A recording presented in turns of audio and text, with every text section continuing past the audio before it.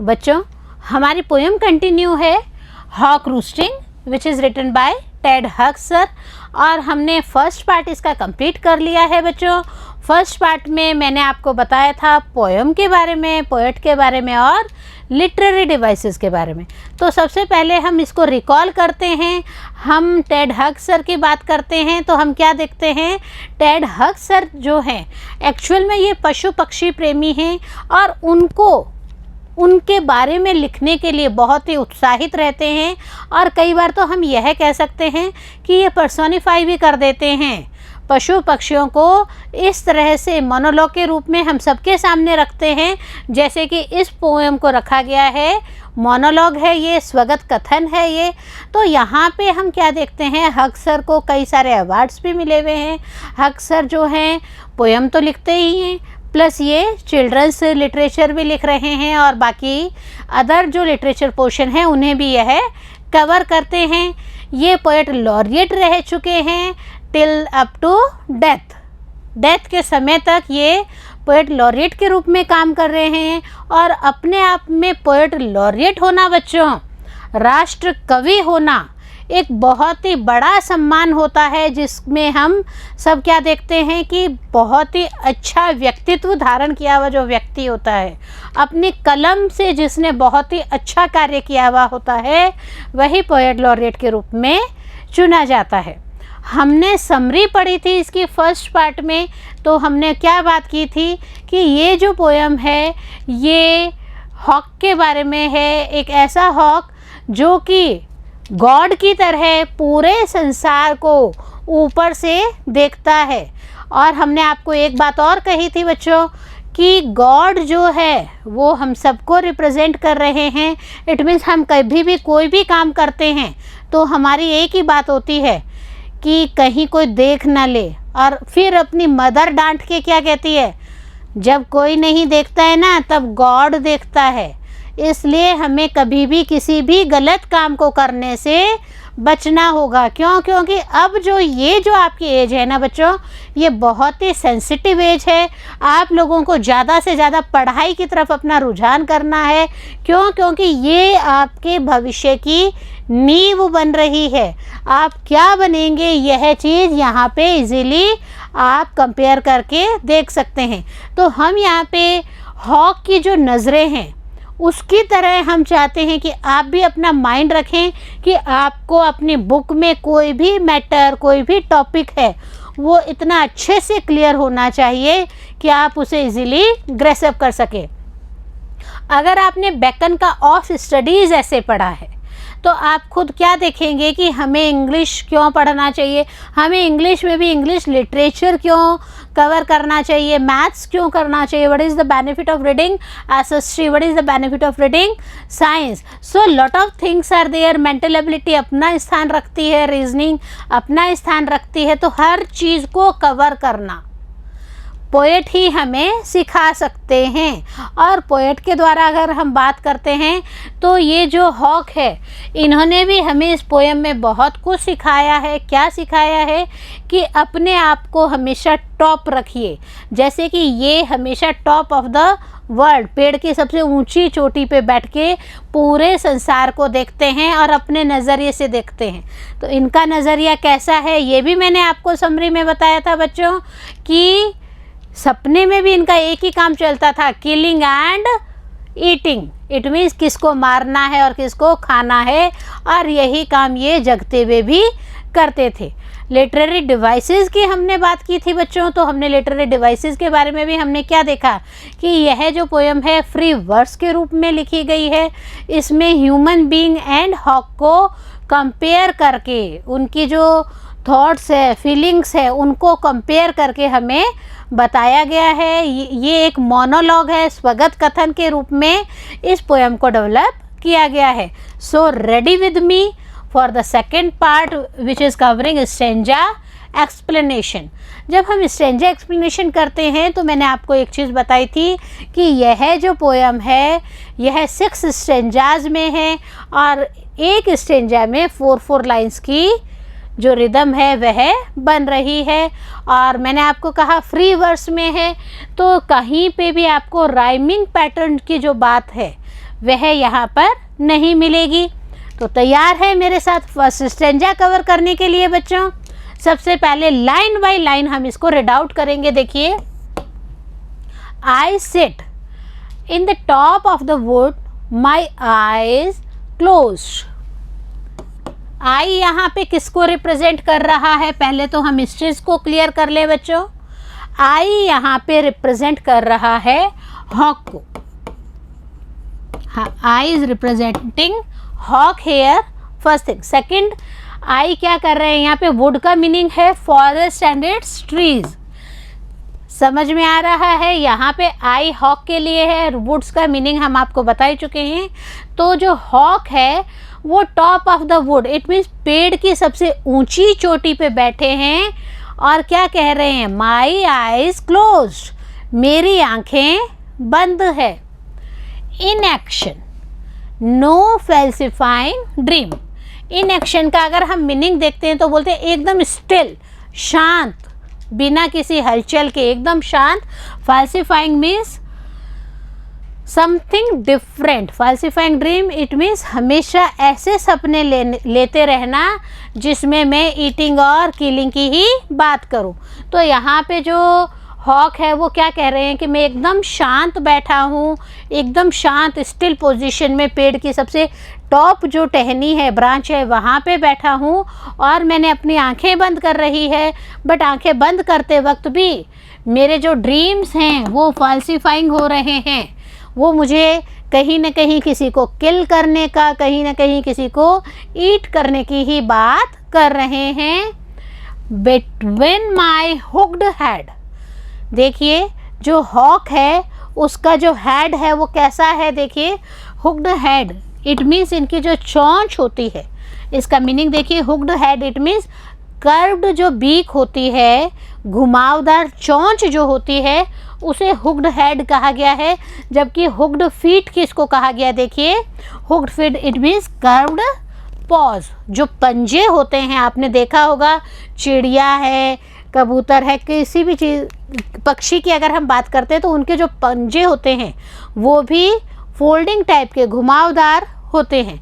तो यहाँ पे हॉक अपने बारे में बात कर रहे हैं। मैंने आपको पहले ही कहा इट इज़ अ मोनोलॉग, और मोनोलॉग में वो क्या कहते हैं? Between my hook head and hooked feet, मेरे घुमावदार चोंच के और मेरे घुमावदार पंजों के बीच में। इट मीन्स वो सपना देख रहे हैं किसी को मारने का, किसी को खाने का, और वो जिंदा, इट मीन्स जब वो नहीं सोते हैं तब भी वो यही काम करते हैं, और जब वो नींद में होते हैं तभी इन्हीं चीज़ों के वो सपने देख रहे होते हैं। आप एक चीज़ यहाँ पे और देखिए, और इन स्लीप रिहर्स परफेक्ट किस एंड ईट। सपने में भी उनका जो रिहर्सल है वो किसी बारे में चल रहा होता है, कैसे परफेक्ट तरीके से मैं किसी को मार सकता हूँ, कैसे परफेक्ट तरीके से मैं किसी को खा सकता हूँ। तो यहाँ पे ये जो लाइन है between my hooked had and hooked feet, यहाँ पे एक चीज़ और देखिए कि it's okay, it is a monologue, but अगर हम ये देखें कि भगवान ने जब हॉक को बनाया होगा तो उनको कितना प्रोसेस करना हुआ होगा, वो किस तरह से, जिस तरह से संसार में भगवान ने हॉक को जन्म दिया, उसकी बनावट को जन्म दिया, उस जो हुक्ड हेड है और हुक्ड फीट है उसके बीच का जो अंतर है वो देखिए। चोंच क्या काम आ रही है उनके? खाने के लिए, मारने के लिए। फीट क्या काम आ रहे हैं उनके? पेड़ को पकड़ने के लिए, प्लस अपने शिकार को पकड़कर उसको टर्न ऑफ करने के लिए। तो यहाँ पे ये जो चीज़ें हैं, यहाँ पे हमें गॉड क्रिएशंस की भी बात बताई जा रही है। सेकंड स्टेंजा को अगर हम देखते हैं तो हम क्या देखते हैं यहाँ पे? The convenience of the high trees. Convenience it means suitable, सुविधा के अनुसार जब हम बात करते हैं ना, उपयुक्त जगह, तो हमने क्या देखा, जो हॉक है वो कहाँ पे बैठे हैं? हाई ट्री, पेड़ के सबसे ऊपर की जो टॉप है वहाँ पे बैठे हैं, और वो अपनी बिल्कुल कन्वीनियंस, सुविधा के अनुसार वहाँ पे इजीली सिटिंग कर रहे हैं, स्लिपिंग कर रहे हैं, प्लानिंग कर रहे हैं ड्रीम के अंदर। The air's buoyancy and the sun's ray. Buoyancy it means floating happily, प्रफुल्लता से बहना। The air's buoyancy, it means हवा जो है, एयर मीन्स हवा, हवा जो है वो प्रफुल्लता से बह रही है, इट मीन्स वातावरण सुखद है। एंड द सन्स रे, और जो सन की रेज हैं वो भी एक काम कर रही है, क्या कर रही हैं, are of advantage to me. Hawk कह रहे हैं कि जो सन की रेज है वो भी मुझे एडवांटेजेस दे रही हैं, मुझे प्रॉफिट दे रही हैं, मुझे बेनिफिट दे रही हैं, किस चीज़ का। And the earth surface upward for my inspection, और जो अर्थ का ऊपरी हिस्सा है जो कि हॉक को अपनी नज़रों से नज़र आ रहा है, वहाँ पे हॉक अपनी नज़रों से हर चीज़ का इंस्पेक्शन कर रहे हैं। और इस इंस्पेक्शन में हेल्प किसने की है उनकी, यहाँ पे सन रेज ने हेल्प किया है। किसने हेल्प किया है बच्चों, सन की जो सूर्य की किरणें हैं वो पृथ्वी पर पड़ रही हैं, पृथ्वी पर पड़ने से हर चीज़ को प्रकाशमय कर रही है, रोशनी दे रही हैं, लाइट्स दे रही हैं, और उसकी वजह से हॉक को अपने खाने पीने का, कीड़े मकोड़े हैं, दूसरी चीज़ें हैं, वो इजीली दिखाई दे रही हैं। तो इट मीन्स वो अपने आप को सुपीरियर, लाइक टू गॉड महसूस कर रहे हैं। थर्ड स्टेंजा की अगर हम बात करते हैं बच्चों, तो हम क्या देखते हैं, my feet are locked, locked means caught tightly, मजबूती से। जो पशु पक्षी हैं बच्चों, हम पक्षियों की बात पहले करें कि अगर पक्षी हैं वो पेड़ों पे अपने पंजों को होल्ड करके ही पेड़ की टहनियों को पकड़ते हैं, वही बात यहाँ पे की गई है। Upon the rough bark, bark किसको कहा गया है, skin of tree stream. Bark किसको कहा गया है बच्चों, पेड़ की जो टहनी होती है उसमें जो एक छाल सी, इट मीन्स खुरदरापन सा जो होता है, उसकी टहनी की जो कई जो छाल होती हैं वो निकली हुई होती हैं, उनकी बात की जा रही है यहाँ पे। माई फीट आर लॉक्ड, मेरे जो फीट्स हैं उन्होंने मजबूती से पकड़ रखा है, किसे पकड़ रखा है, अपॉन द रफ बार्क, पेड़ की जो छाल होती है उसको मेरे पाँव ने मजबूती से पकड़ रखा है। It took the whole of creation, ऐसे लग रहा है पूरे सृष्टि का, पूरे संसार को ही उन्होंने अपने पंजों की गिरफ्त में ले रखा है। To produce my food my each feather, अब यहाँ पे देखिए ये गॉड के बारे में बात कर रहे हैं हॉक, कि जब गॉड है उन्होंने हॉक को बनाया है तो क्या किया, टू प्रोड्यूस माई फूड, कैसे भगवान ने मेरे पाँव बनाए होंगे, माई ईच फीदर, मेरे एक एक पंख का निर्माण गॉड ने किस प्रकार किया होगा। Now I hold creation in my foot, but अब मैं क्या कर रहा हूँ, hold, hold means taken possession, किसी चीज़ को पकड़ना।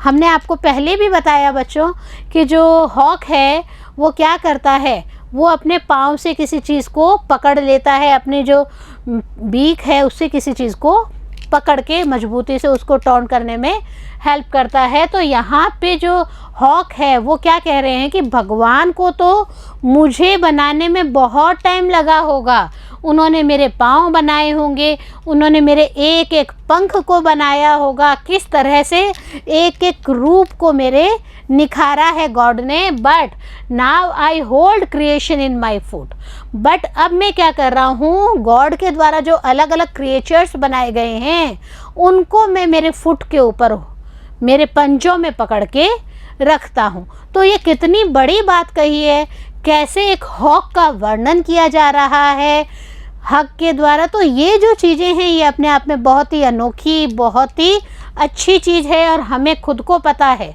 मैंने आपको कोरिलेट करने का बोला था बच्चों कि ह्यूमन बीइंग्स जो हैं वो भी तो यही काम करते हैं, ह्यूमन बीइंग्स भी गॉड की ही क्रिएशन है, ह्यूमन बीइंग्स के भी एक एक पार्ट को गॉड ने ही क्रिएट किया था। बट हम में से कुछ ह्यूमन बीइंग्स क्या कर रहे हैं, करप्शन की तरफ जा रहे हैं। हम में से कुछ ह्यूमन बीइंग्स क्या कर रहे हैं, गलत काम को बढ़ावा दे रहे हैं।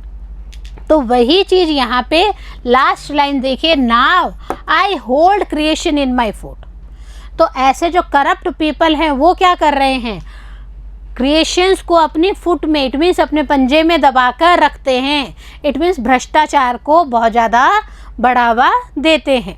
बच्चों, जब हम बात करते हैं बाज की, तो हमें पता है कि बाज की कितनी ऊंची उड़ान होती है, और वो इतनी ऊंची उड़ान से ही अपनी तीखी नैनों से, अपनी आँखों से, अपने जो गोश्त होता है, अपना जो आहार होता है, उसे बहुत दूर से देख लेता है। और इसकी एक खासियत है कि ये झपट्टा मारकर एक ही बार में अपना जो भी उसका शिकार होता है उसे ले जाता है। See this one in stanza 4। जब हम स्टेंजा 4 में बात करते हैं बाज के बारे में, तो हम क्या देखते हैं? और flying up and revolve it all slowly.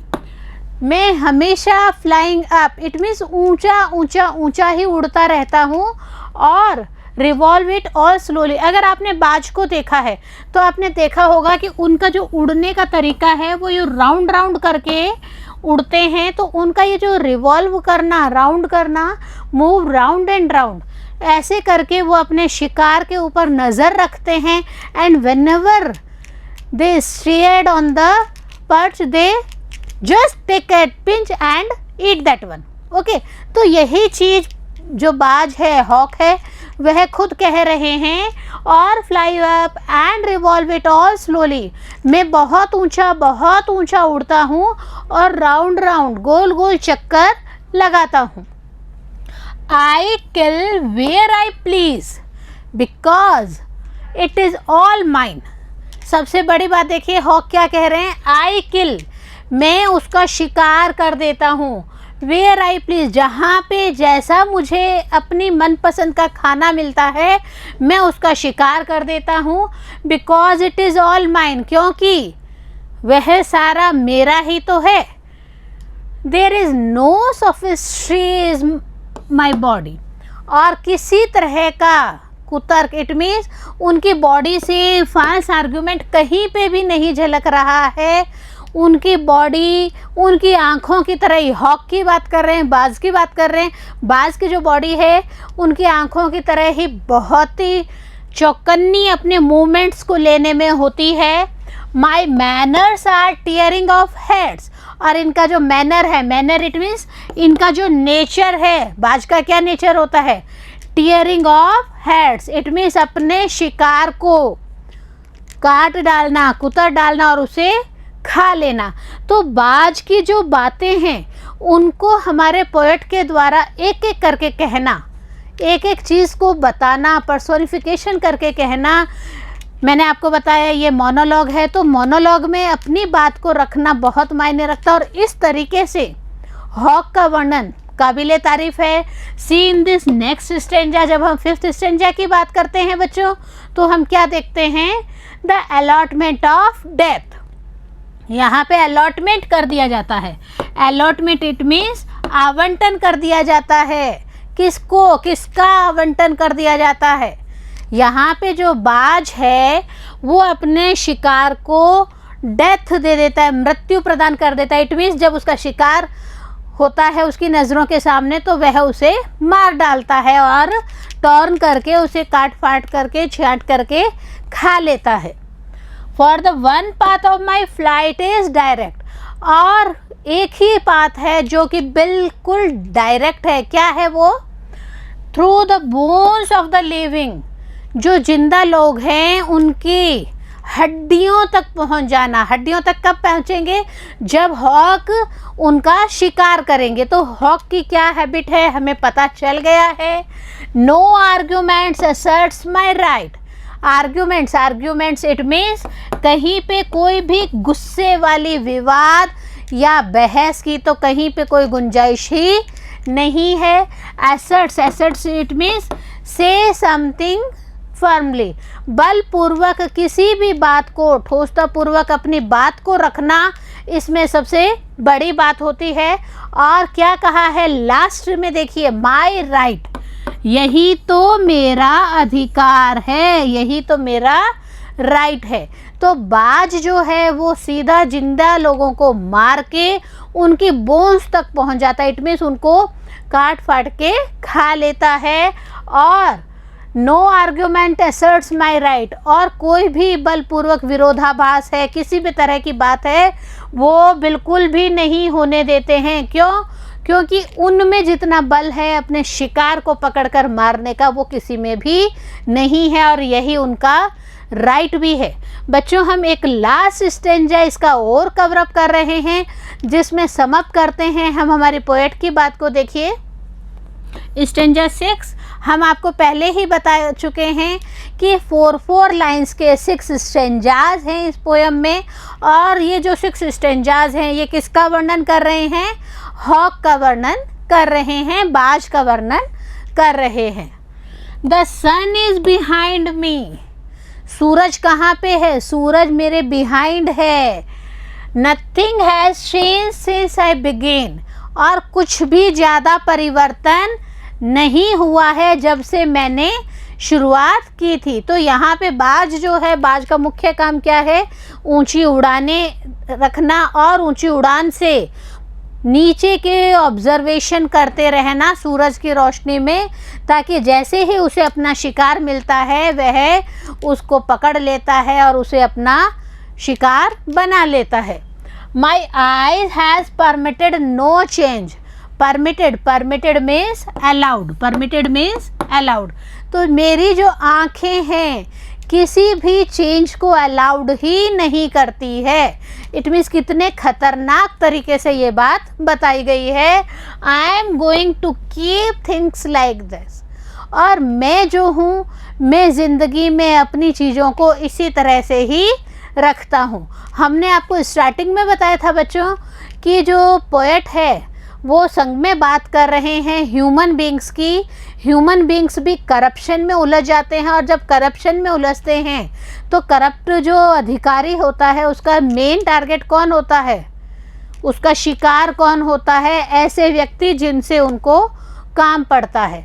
तो फॉर एग्ज़ाम्पल कोई XYZ हैं, वो एक ऑफिस में जाते हैं, उनसे काम के लिए बोलते हैं कि मेरी बिल पास कर दीजिए, तो वो क्या कहते हैं? First give me my commission. और ये जो भ्रष्टाचार का खेल है ये एक हॉक की तरह चलता रहता है। होप आपको ये पोएम स्ट्रेंजा एक्सप्लेनेशन समझ में आए हैं बच्चों। नेक्स्ट पार्ट में मिलते हैं हम इसके क्वेश्चन आंसर्स के संग। तब तक पढ़ते रहें और आगे बढ़ते रहें।